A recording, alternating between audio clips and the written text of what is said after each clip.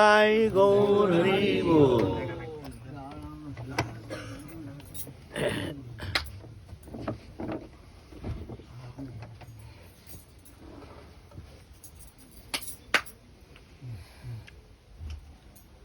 हमारे आलोच्य विषय चल रहा है गीता के ऊपर। गीता समस्त तत्व की निचोड़ है, समस्त साधनों का प्राण केंद्र है, समस्त उपासना के मूल है। गीता विश्व मानव धर्म है। समस्त विश्व मानव जाति के लिए संदेश लेके आए हैं गीता। ये कोई सांप्रदायिक ग्रंथ नहीं है। कोई अगर सोचे कि गीता एक सांप्रदायिक ग्रंथ है, बहुत भारी भूल हो जाएगा। हाँ, हिंदू धर्मावलंबी गीता को श्रेष्ठता प्रदान करते हैं, गीता धर्म को श्रेष्ठता प्रदान करते हैं, बस ये विशेषता है। और देना भी चाहिए, क्योंकि गीता है समस्त शास्त्रों का सार है, समस्त वेदों का सार है उपनिषद, समस्त उपनिषदों के सार है गीता। सनातन धर्मावलंबी मनुष्य मात्र ही गीता संबंध में कुछ तो ज्ञान तो होना ही चाहिए। हम अपने बच्चों को शिक्षा देते हैं, अपने परिवार में नाना प्रकार ज्ञान के लिए नाना प्रकार चेष्टा करते हैं ज्ञान प्राप्ति के लिए, लेकिन धर्म संबंधी हम इतना उदासीन है, जो उदासीनता हमारे लिए बहुत विघातक हो रहा है ना। धर्म जहाँ है वहाँ सब है। हम आगे भी कहे हैं, ये धर्म जब संसार जीवन में संयुक्त होता है संसार जीवन के साथ, तो जाकर के सुंदर सुनहरा एक संसार बनता है।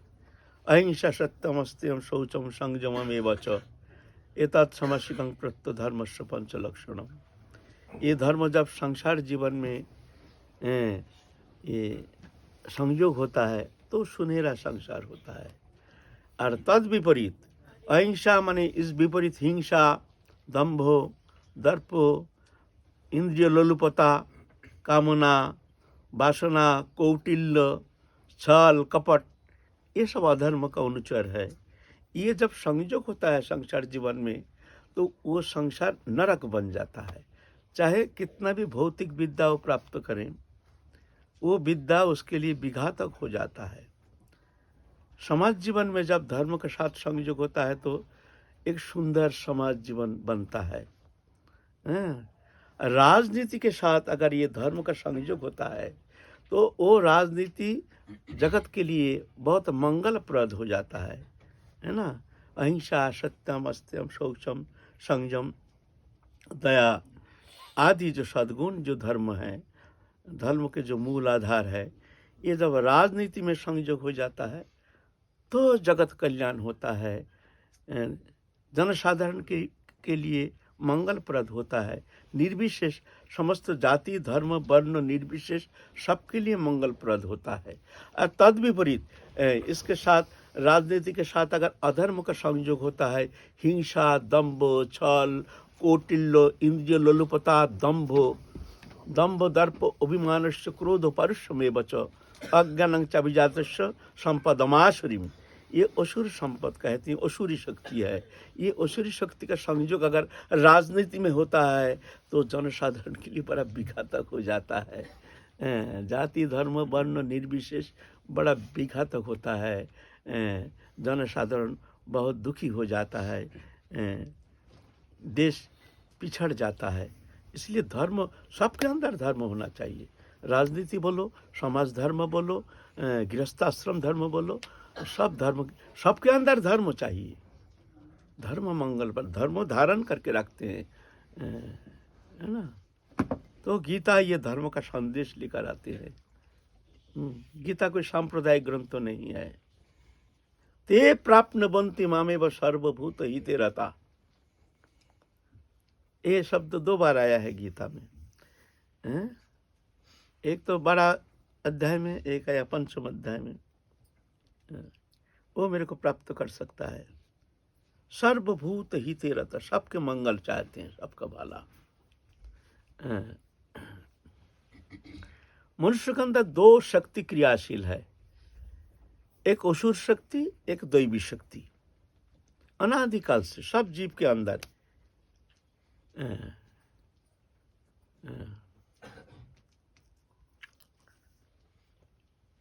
दैवी शक्ति है अवयं सत्य संशुद्धि ज्ञान जुग व्यवस्थिति दानं दमश्च यज्ञश्च साध्यास्तप आर्जवम अहिंस सत्यम अक्रोध त्याग शांति रपैषुनम दया भूतेषु अलुलुप्तम माद्रव ह्री अचापलम तेजक समाधिति शौचम अद्रो नातिमानिता भवंति संपदम दैवी अभिजात भारत। ये दैवी संपद है,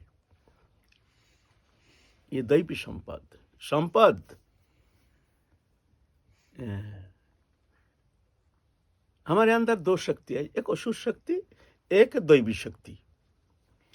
माया से संलिप्तता के कारण भगवत अंश जीव अविनाशी चेतन अमल सहज सुख राशि। भगवत अंश जीव है, ममई वंश जीवलोके जीवभूत सनातन मना षष्ठान इंद्रियानि प्रकृति स्थानी कर्षति। तो है तो चेतन सत्ता भगवत अंश, आनंदमय शुद्ध सत्य सनातन दिव्य सब जीव प्राणी मात्र ही सब भगवान के अंश है, चिन्मय है। और प्रकृति के देन ये जो शरीर है प्रकृति, इससे तल्लीनता के कारण तदात्म होकर के शरीर धर्मी बन गया है। प्रकृति के साथ चेतन सत्ता के संलिप्तता के कारण इससे एक अशुभ शक्ति हमारे अंदर हर समय क्रियाशील रहती है और आत्मा भगवान से संबंध हेतु हमारे अंदर एक विवेक दैवी शक्ति हमारे साथ रहता है। जैसे हम कोई खराब कर्म करते हैं ना, तो हमारे विवेक जो है, विवेक है ये दैवी शक्ति संपन्न, ये टोकता है हमको। अशुभ शक्ति है, ये भोग की ओर ले जाता है, जीव को खींच करके ले जाता है। और दैवी शक्ति जो है ये भोग से निवृत्त करके भगवान की ओर ले जाना चाहते हैं। अब मुश्किल क्या हुआ, अनादिकाल से ये माया के चक्कर में पड़ करके क्या होता है, जब साधु संग सत्संग मिलता नहीं है, वो भोग में लिप्त रहने के कारण उसके अंदर जो असुर शक्ति वो प्रबल हो जाता है। दंभ दर्प, असुर शक्ति क्या है, दंभ दर्प अभिमानस्य क्रोध पारुष्य में बच अज्ञानं चाभिजात संपदमाश्री। दंभ दर्प अभिमान क्रोध पारुष्य मन निष्ठुरता, अज्ञान, अज्ञान माने यथायथ बोध ना होना। एक वस्तु है उसको हमारा बोध में समझ में नहीं आ रहा है, हम उसका गलत व्याख्या करते हैं, गलत समझते हैं हर विषय में, यह है अज्ञान, यह है असुर शक्ति है। और दैवी शक्ति जो हमने बताया अभयं सत्य संशुद्धि, अभयं माने भय रहित, भय नहीं, भगवान हमारे साथ है। सत्य संशुद्धि अंतकरण की शुद्धिकरण, ज्ञान जो व्यवस्थिति, दानं, सबको उपकार करने में वो आगे आ जाते हैं। दान करना खूब उनको अच्छा लगता है, सबको दो, जैसे है तुम्हारे सामर्थ्य अनुसार, कुछ विद्या दान करो, कुछ धन दान करो, जो भी वस्तु तुम्हारा उपलब्ध है वो वस्तु तुम अपने जो जैसे जिसका जो प्रयोजन है तद अनुसार उसको सहयोग करने के लिए चेष्टा करना चाहिए। दानश्च दम, अभयं सत्य संशुद्धि ज्ञान जग व्यवस्थित दान दमश्च यज्ञश्च, यज्ञ माने यज्ञ वही विष्णु, यज्ञ शब्द में भगवान कहते हैं। भगवान की प्रीति संपादन के लिए, प्रसन्नता के लिए जो कर्म किया जाता है उसको यज्ञ कहते हैं। यज्ञ वही विष्णु। स्वाध्याय स्तप आर्जवम, स्वाध्याय माने सदग्रंथ अध्ययन करना। श्रीमद् भागवत हमारे धर्म ग्रंथ है, श्रीमद् भागवत गीता, रामायण आदि जो धर्म ग्रंथ है उसको अध्ययन करना चाहिए। इसको स्वाध्याय कहते हैं। आर्जवम मन सरलता, अहिंसा सत्यम अक्रोध त्याग शांति रपोषणम। अहिंसा सत्य अक्रोध, क्रोधित नहीं होना, मन को शांत रखना चाहिए। क्रोध बड़ा खतरनाक रिपु है, हैं? इसीलिए कहते हैं क्रोधे ना करे की बा, क्रोध त्याग सदा दिबा। हमारे अंदर जो रिपु है, रिपु माने दुश्मन, काम क्रोध लोभ मोह मद मात्सर्य, ये 6 दुश्मन हमारे अंदर रहता है। हम पहचान नहीं पाते हैं हमारे सबसे हानिकारक कौन है, कौन हमारा दुश्मन है। जगत हमारा दुश्मन नहीं है, दुश्मन हमारे भीतर बैठा है। काम क्रोध लोभ मोह मद मात्सर्य, ये रिपु, उसको रिपु माने दुश्मन कहते हैं। उसके अंदर खतरनाक रिपु है क्रोध। क्रोध से क्या नहीं होता है, क्या नहीं कर सकता है मनुष्य। ऐसा कोई क्रोध में बुद्धि विपर्जय हो जाता है, विपर्जय के कारण ऐसा कोई अनर्थ नहीं है जो उसके द्वारा हो नहीं सकता है। क्रोध के समय उसका बुद्धि नष्ट हो जाता है। इसलिए क्रोधित नहीं होनी चाहिए। जो विशेष करके जो भजन करना चाहते हैं उसके लिए तो क्रोध के ऊपर उसको लगाम लगना बहुत जरूरी है। पारुष्य में बचो। ये सेंटिमेंट जो शब्द जो आप बोले, क्या ये क्रोध से ही उत्पन्न होता है? ना ना, सेंटिमेंट जो है यह है अहंकार से पैदा होता है। जिसका अंदर जितना अहंकार दंभ हो, मैं हूँ, मैं मेरापन ज़्यादा प्रबल होता है तो उसका सेंटिमेंट उतना प्रबल होता है। सेंटिमेंट माने छोटी सी बात पर बड़ा खटक जाता है मन में,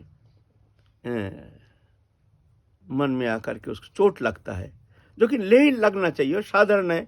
कोई कुछ अपशब्द कह दिया, कोई छोटा नुकसान हो गया, कोई कुछ अपमान कर दिया, ऐसे जो विषय है छोटी सी बात पर उसको बहुत सेंटिमेंट जाकर के उसको बहुत टोकता है। उसको सेंटिमेंट बहुत विघातक है। भजन जीवन में तो सेंटिमेंट को पहले ही मार देना चाहिए।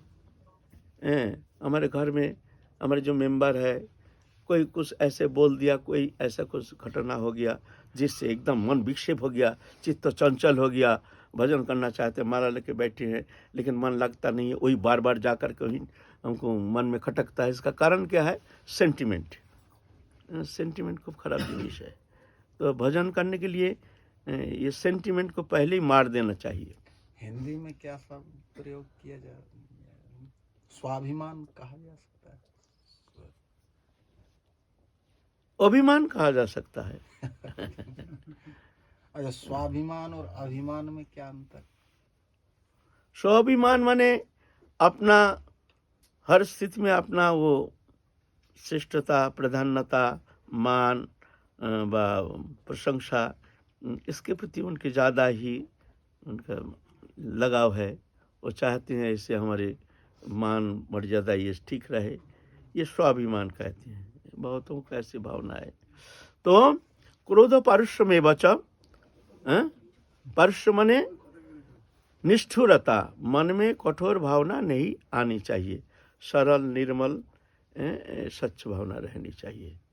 आदर बुद्धि, सबके प्रति आदर बुद्धि, प्रियता, जाति धर्म वर्ण निर्विशेष सबके प्रति आदर बुद्धि रहनी चाहिए। भजन करना चाहते हैं तो दम्भ दर्प अभिमान से क्रोध अज्ञान। तो अभयं सत्य संशुद्धि ज्ञान जग अवस्थिति दानं यज्ञश्च साध्यस्त वर्जम अहिंसा सत्यम अक्रोधो त्याग शांति रपैषणम। त्याग भोग लालसा, त्याग माने त्याग किसको कहते हैं? वस्तु त्याग नहीं कहते हैं त्याग।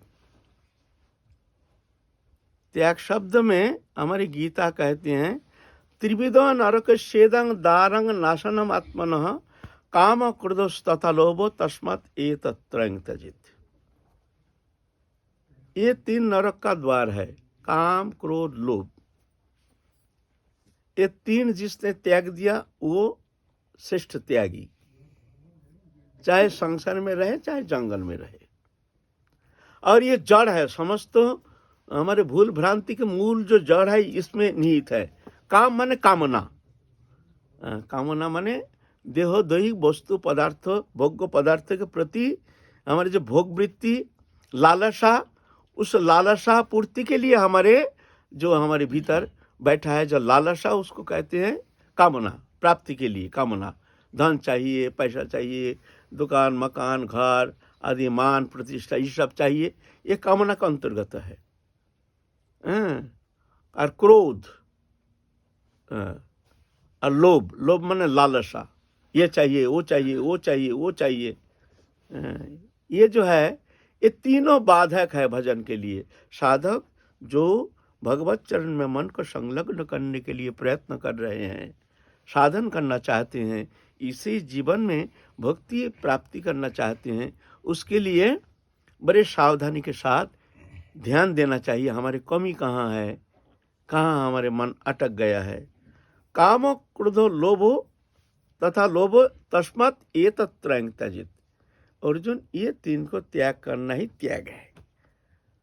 घर त्याग करने से त्यागी नहीं होता है, जंगल जाने से त्यागी नहीं होता है। घर में रह करके भी आप एक परम त्यागी बन सकते हैं अगर आपके मन में कोई वासना नहीं, कामना नहीं। एकमात्र भगवत प्राप्ति, भक्ति प्राप्ति ही जीवन का उद्देश्य है। ऐसे अगर आपके मन की उद्देश्य है तो आप सबसे बड़ा त्यागी है। निष्प्रियता ही त्याग, वस्तु त्याग त्याग नहीं। वस्तु तो बहुत भिखारी का है नहीं, तो उसको त्यागी कहलाएगा नहीं, उसको त्यागी नहीं कहलाएगा। उसका मन में भोग वासना भरा हुआ है, एकदम खचाखच भरा हुआ है। वो तो बैठा है कटोरा लेकर के, हाय हाय हाय हाय, पैसा, हाँ पैसा, हमारा तो कुछ नहीं है, हाय हाय हाय, ए भगवान, हाय हाय। और बहुत करोड़पति अरबपति भी है, ऐसे भक्त है, कोई लालसा नहीं। जैसे अम्बरीश महाराज श्रीमद् भागवत पुराण में, कोई वस्तु के प्रति लालसा नहीं। और भगवान क्या कहते हैं, अहं भक्त पराधीनो। अम्बरीश महाराज के जैसे भक्त हो, चक्रवर्ती राजा, लेकिन कोई स्प्रिया नहीं, भगवान में समर्पित हो, तुम्हारा वस्तु है ना। तो त्याग माने निष्प्रियता, त्याग माने वस्तु त्याग नहीं। तो ये त्याग का जो मूल जड़ है, काम क्रोध लोभ, ये तीन को जिसने त्याग दिया है वो सबसे श्रेष्ठ त्यागी है। वो उसके अंदर सब आ जाएगा, निष्क्रियता, निर्लिप्तता, उदासीनता, सब आ जाएगा एकदम। चाहे वो घर में रहे, चाहे जंगल में रहे, है ना, है ना। तो सेंटिमेंट को लेके एक छोटा चल रहा है, तो छोटा सा जिज्ञासा कर। बोलो। जैसे हमारे मन में किसी शुद्र विषय को लेके सेंटिमेंट आ गया, हम समझ भी पा रहे हैं जी सेंटिमेंट हमारे भजन जीवन के लिए बहुत विघातक है, लेकिन विवश होके वो आ ही जाता है और छोड़ भी नहीं पाते। तो उस वक्त हम क्या विचार अपने मन में ला सकते हैं, जैसे वो सेंटिमेंट। देखो, हमारे अंदर जो कमियां हैं, पहले तो डायग्नोज होना चाहिए, चिकित्सा पीछे। तुम्हारा बीमारग्रस्त हो गया, कोई भी डॉक्टर के पास जाओ, फटाफट प्रिस्क्रिप्शन कर देगा। अरे प्रिस्क्रिप्शन करने से चिकित्सा थोड़ी होती है। पहले डायग्नोज होना चाहिए, बीमारी का जड़ कहाँ से, क्या बीमारी है। आजकल तो जाए डॉक्टर के पास तुरंत, सब कोई भी बीमारी हो, ऐसा थोड़ी होता है। डायग्नोज होना चाहिए जो हमारी बीमारी क्या है, उसके बाद चिकित्सा। अगर डायग्नोज ठीक होता है तो चिकित्सा ठीक होता है।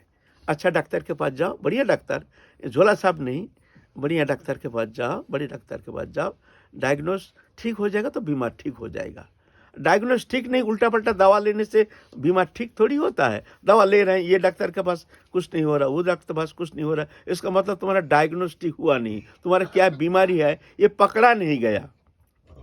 ऐसा ही हमारे भीतर हमारे कमियां क्या है, हमारे अंदर बीमारी क्या है, ये पहले डायग्नोज होना चाहिए, जानना चाहिए हमारे कमियां क्या है। पहले हमारे अहंकार तो हमको समझने ही नहीं देता है।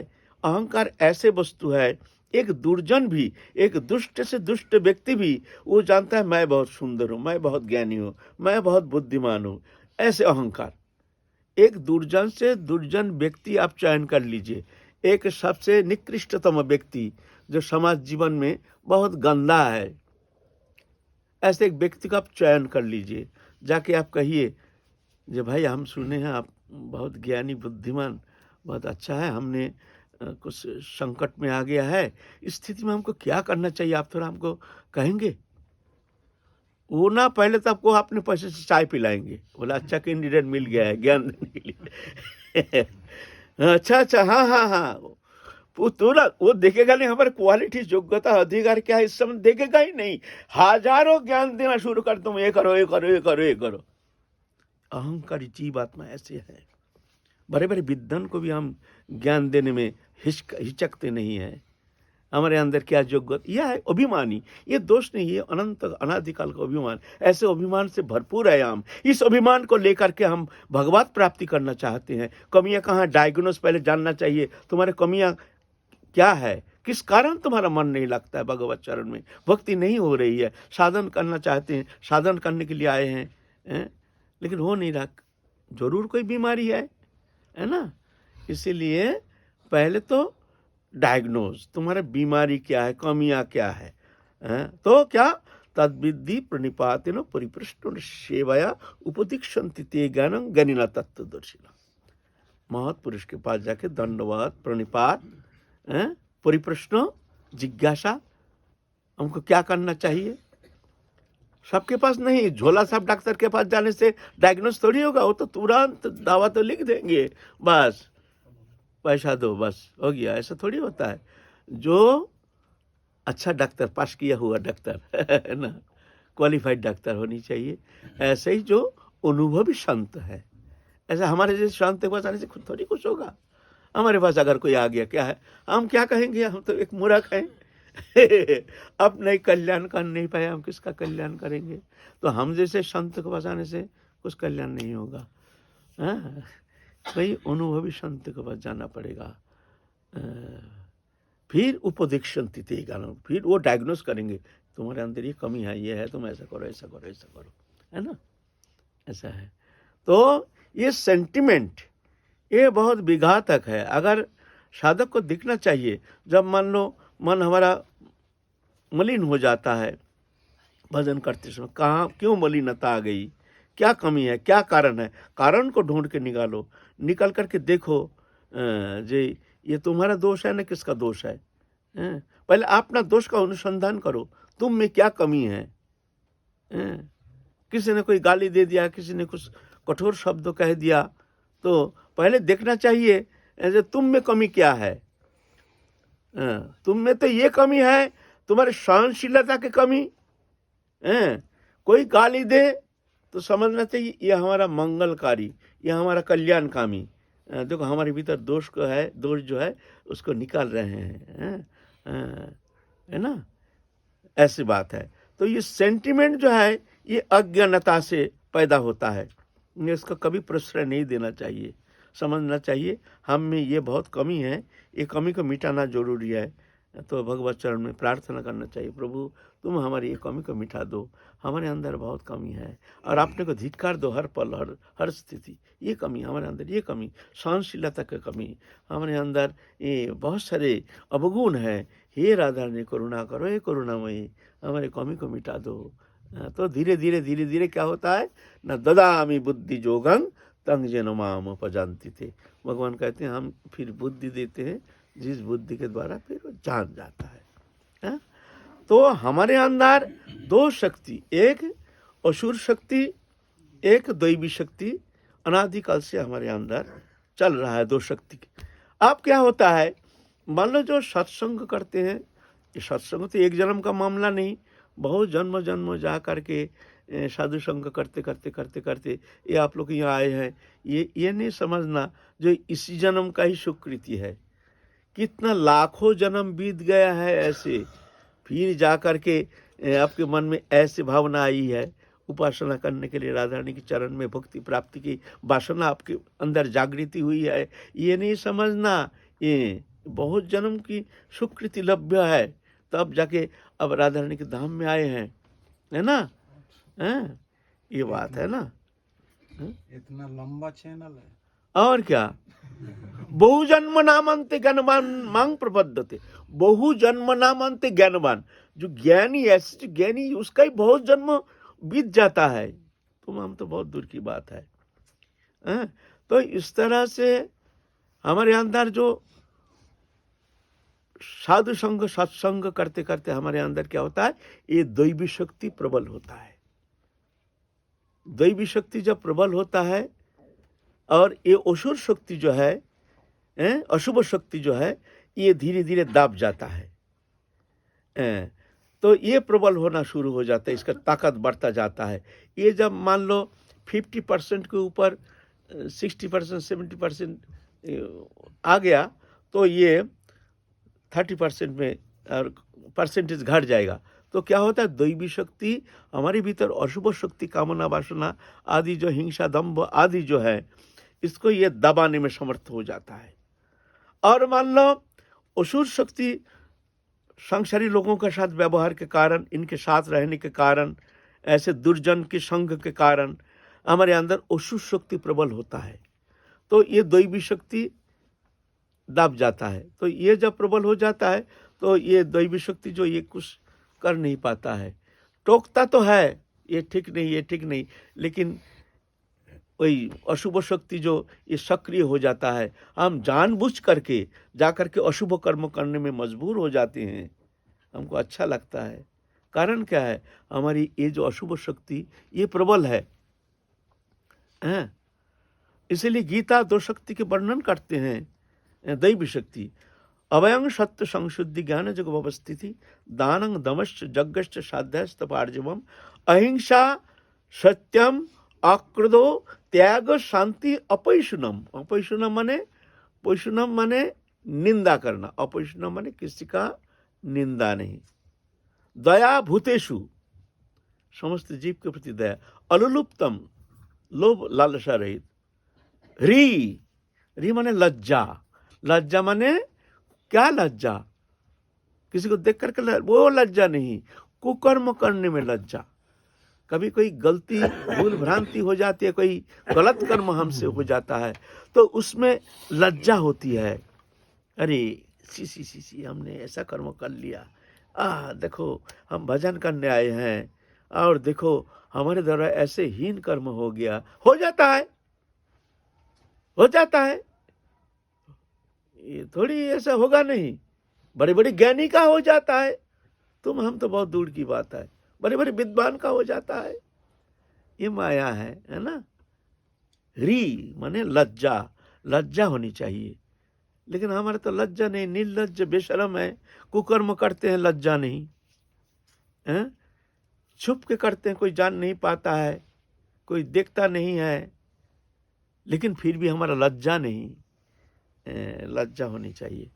अचापलम तेजक क्षमा धृति शौचम अद्रोह। तेजक क्षमा धृति ये सब माने जानते हैं। तेज क्षमा धृति शौचम शुचिता अद्रोहम नातिमानिता। नातिमानिता ना अतिमानिता माने ज्यादा सम्मान पाने का इच्छा नहीं रखना चाहिए। ये एक बड़ा अहंकार का एक जड़ है। हमको सब माने, गिने, चुने, सम्मान करे, ये अहंकार से पैदा होता है। सम्मान प्राप्त ये होने से उसको बहुत खुशी होती है, थोड़ा सा अपमान होने से बहुत कष्ट होता है। हम इतने बड़े हैं, ऐसे हैं, हमको ऐसा शब्द कह दिया, ये है न अतिमानिता। भवन्ति संपदम दैवी अभिजात भारत। ये दैवी संपद है। ये जब साधु संग सत्संग में रहता है तो ये दैवी संपद, ये दैवी शक्ति ये बढ़ जाता है। एकांतवास, साधु संग, सत्संग, फिर नाम संकीर्तन, स्वाध्याय, ध्यान धारणा, उपासना, स्तव, स्तुति, वंदना आदि प्रक्रिया के द्वारा धीरे धीरे वो दैवी शक्ति बढ़ जाती है। इसको बढ़ाना चाहिए, नहीं तो ये असुर शक्ति जो है, दम्भ दर्प अभिमानस्य क्रोध पारुष्य में बचो अज्ञानं चाभिजातस्य संपदम असुरीम। असुर शक्ति ये जैसे संग ऐसा रंग, दुर्जन के संग से ऐसे ऐसे बुद्धि विपर्जय हो जाता है, धीरे धीरे असुर शक्ति बढ़ जाता है। महात्मनस्तु मांग पार्थ दैविंग प्रकृतिमाश्रिता भजंतम अनन्य मनस ज्ञात्वा भूतादिम अव्ययम, गीता कहते हैं। महात्मनस्तु मांग पार्थ दैविंग प्रकृतिमाश्रिता, ऐसे दैवी शक्ति आश्रय करके प्राप्त हो करके जो मेरा भजन करते हैं, वो अनन्य भाव से वो तीव्र भजन कर सकते हैं मेरा। ऐसा सहज तो नहीं भजन करेंगे। ये दैवी शक्ति संपन्न जो है, ऐसे जो मनुष्य है वो ही तीव्र भजन कर सकते हैं। तो इसलिए क्या करना चाहिए, नहीं, सत्संग में रहना, सद अनुष्ठान में रहना, नाम जप ध्यान धारणा उपासना स्तव स्तुति वंदना एकांतवास, विषय लोगों के संपर्क से दूर। आप बोलेंगे तो हमको भाई तो संसार में रहना है, संसारी व्यवहारिक लोगों के साथ हमको व्यवहार रखना, हाँ रखेंगे, लेकिन हृदय से नहीं। जितना, जैसे हम बाजार जाते हैं कुछ खरीदते हैं, भैया लो ये सामान है, ये अच्छा है, ये अच्छा, अच्छा दो दो भैया, जल्दी करो जल्दी करो, सामान ले लिया, बात तो किया लेकिन कोई मतलब नहीं, हमारा सामान खरीदना है, चल दिया। ऐसे ही संसार को मानो ये दुकानदारी है हमारा, इससे हमारा कोई लेना देना नहीं है। भाई जल्दी करो लो, खरीदा सामान, खरीदा, बाजार में गया, दुनिया भर से बातचीत किया, लेकिन कोई मतलब ही नहीं, हमको तो सामान खरीदना है।